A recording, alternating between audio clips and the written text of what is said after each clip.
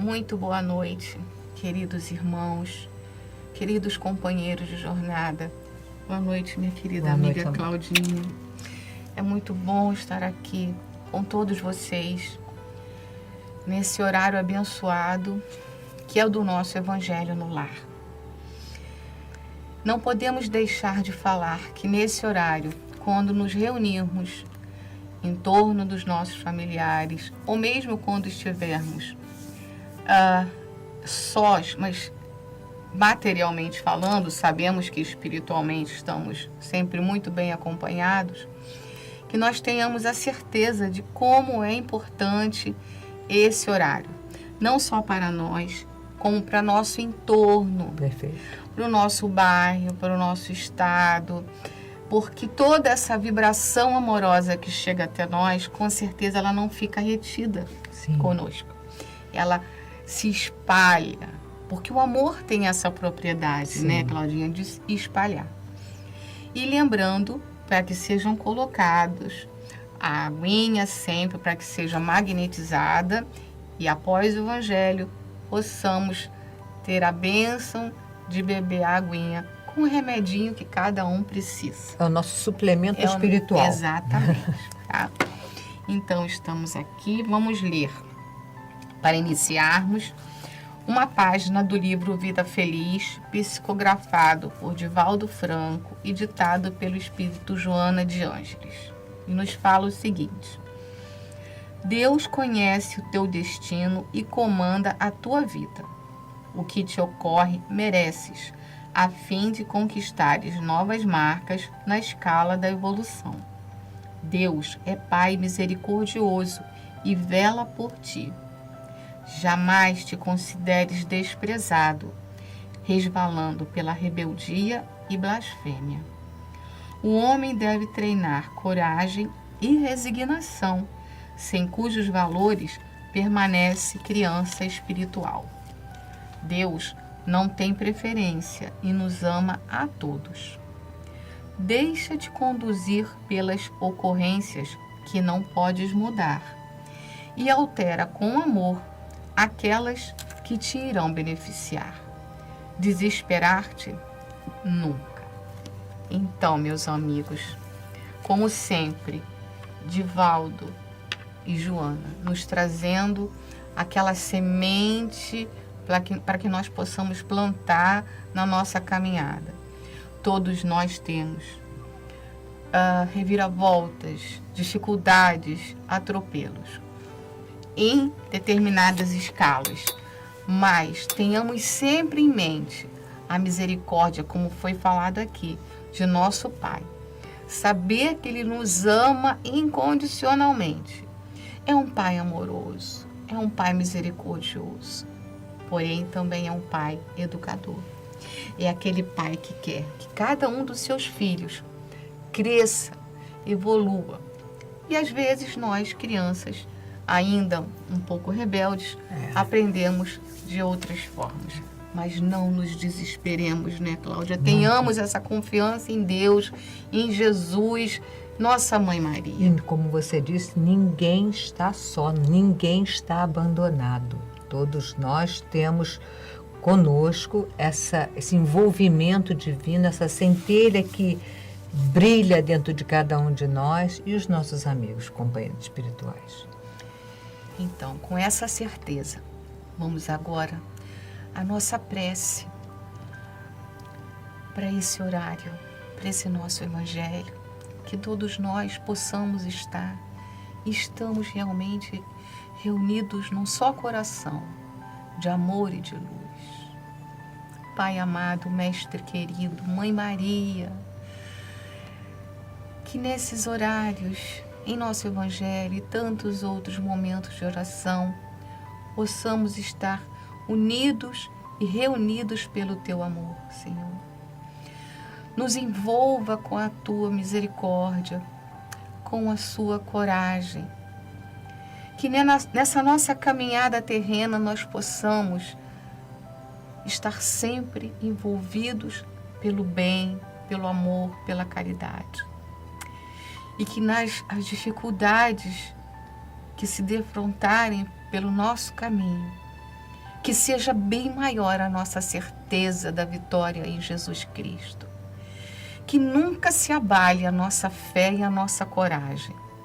Que sejamos esses trabalhadores fiéis da seara do bem, para prosseguirmos na união do amor e da paz.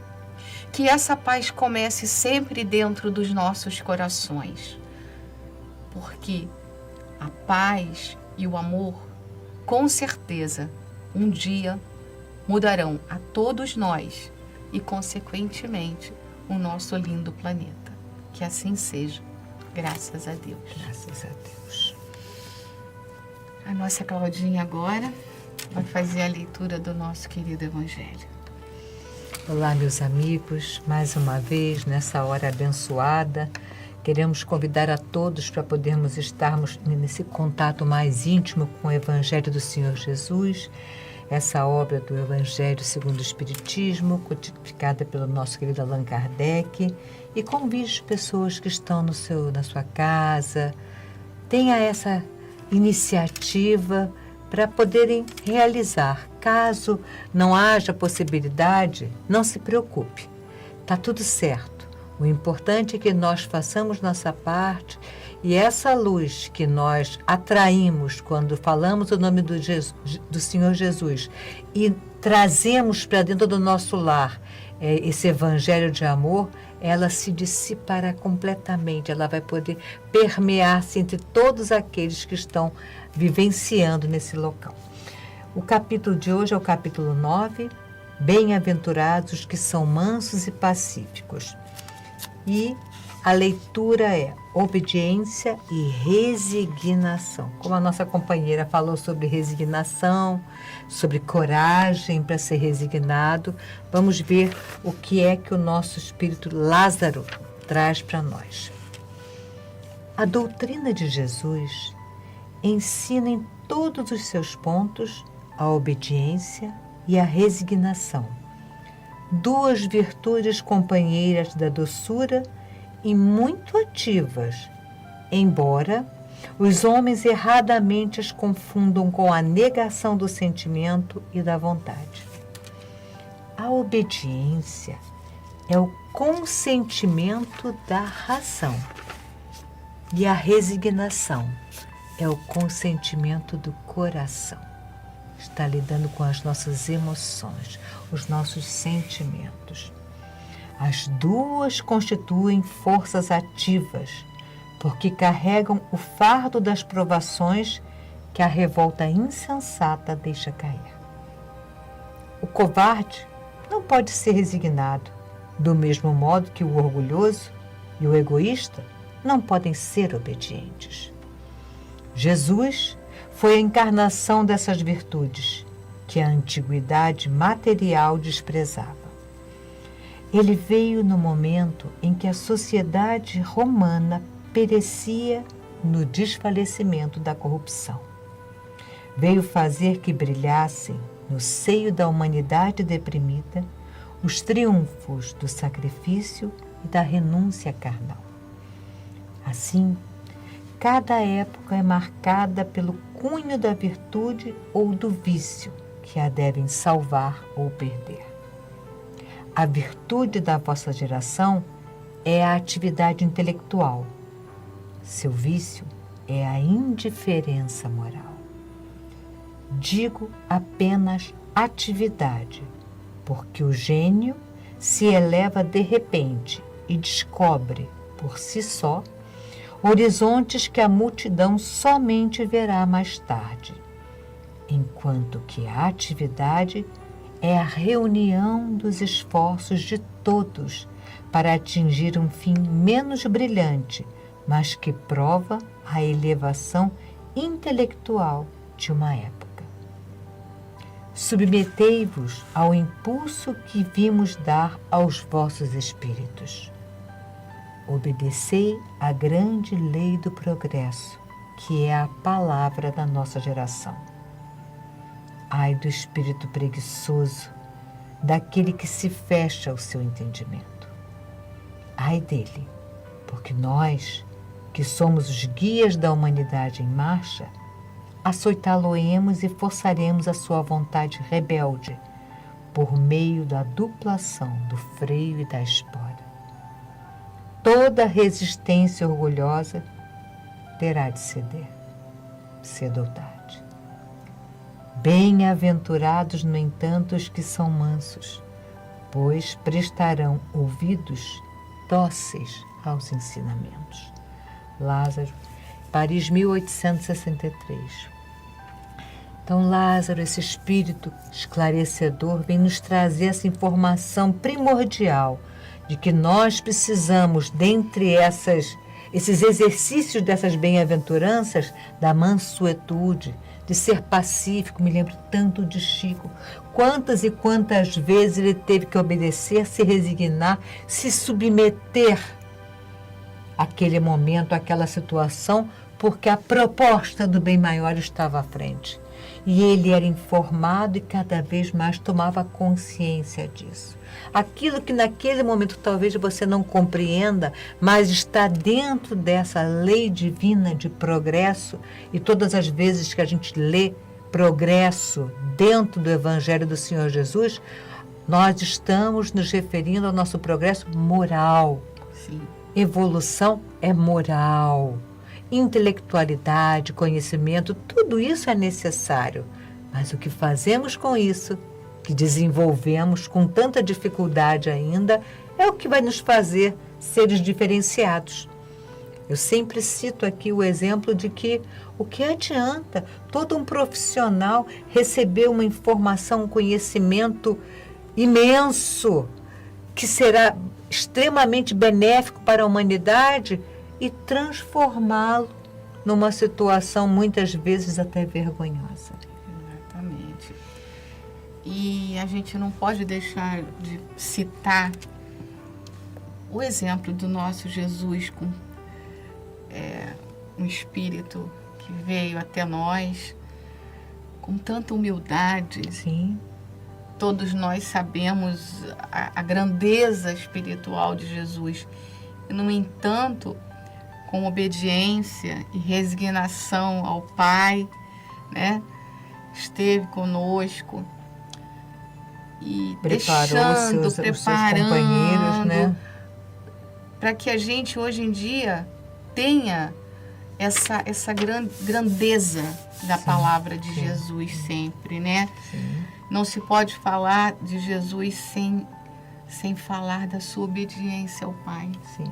Resignado porque compreendia, e é necessário que a gente, ao analisar uma situação, coloque a nossa compreensão em movimento, porque compreender uma situação, a dificuldade de um irmão, aquele irmão estar enfermo moralmente, nos ajuda muito a desenvolver a resignação. Eu não posso imputar a uma criança uma responsabilidade que ela ainda não tem condições de arcar. Ela ainda não desenvolveu a moralidade dela àquele ponto. Então, eu não posso exigir daquela criança ainda um outro comportamento.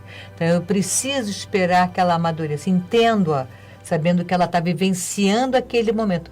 Mas os tempos passarão e as informações chegarão, e as escolhas também. Por isso, precisamos compreender que cada um no seu momento, na sua etapa evolutiva, todos nós somos semente, todos nós somos semeadores e todos nós faremos nossas colheitas. O Pai distribui para todos. Todos nos alimentamos. E como distribui, nós temos essa lavra evangélica nos livros, o estudo, sim. Conhecimento, né? Verdade, que nos ajuda, voltamos a falar, nos momentos de dificuldade, a se não entender por completo, mas saber que ali está uma verdade, uma misericórdia, uma justiça de Deus, não é, Claudinha? Com certeza. E aí vem pela obediência da razão a resignação Sim, do coração. sim, sim, sim. É muito lindo mesmo, muito lindo. Oh, Senhor Jesus, mais uma vez aqui estamos, trazendo para dentro do nosso lar essa energia, essa luz, esse clarear que vai aos poucos tirando essas teias que obscuram e obliteram a nossa visão real, que é a visão do Espírito. Quando começamos a enxergar com a visão do Espírito, tudo se modifica. Paramos de julgar, nos colocamos no lugar do outro. Como será que eu me comportaria se estivesse vivenciando esta mesma situação? Como será? Será que eu realmente teria um comportamento tão altruísta? Ou quedaria também nessas dificuldades que são inerentes a todos nós? Jesus compreendia que nós ainda não alcançávamos e ainda não alcançamos essa visão na sua magnitude, mas Ele também sabe que estamos no processo de amadurecimento, de evolução, e que um dia nós veremos somente luz. As trevas somos nós ainda que colocamos lá. Os nossos ciscos nos olhos, as nossas traves, que fazem com que vejamos somente parcialmente essa lei de causa e efeito, achando que muitas vezes somos injustiçados. Por que eu? Eu não aceito porque Deus me tirou. Como Deus poderia planejar alguma coisa para qualquer um de nós que não fosse amor? O plano espiritual não erra. Nós é que fazemos escolhas equivocadas. Precisamos ter isso em mente para podermos compreender. Ser mais fácil essa obediência e fazer o que Ele nos fala. Ser mansos e pacíficos, porque não nos revoltamos. Não queremos discutir com Deus as propostas que Ele tem para nós. É preciso que a gente cada vez mais amadureça nesse ponto para entendermos melhor essa programação que é para dar certo. Todos nós temos uma programação para dar certo. Todos nós somos cercados pelas circunstâncias necessárias para que este dar certo possa se processar. Dar certo no sentido de evoluirmos moralmente. Esta é a proposta do Cristo. Tudo isso que fugir dessa proposta não é crística, é do homem. Então, não vamos dar interpretações erradas à proposta crística. Mais do que nunca, te agradecemos muito, Senhor, por tudo que o Senhor traz para todos nós, de esclarecimentos, e que a gente possa beber dessa fonte de amor, não só quando tivermos sede, no desespero, na tristeza, na angústia, mas que a gente aprenda a ir à fonte diariamente, nos dessedentar de tantas dificuldades, que essa água do Evangelho entre pelo nosso corpo diariamente, irrigando os nossos sentidos, irrigando as nossas propostas, fazendo com que nós tenhamos a energia necessária para cada vez nos tornarmos seres, criaturas, espíritos mais elevados. Graças a Deus. Graças a Deus. Agora nós vamos beber a nossa vinha, né? E vocês, em casa, Bebam a de vocês também. Vocês.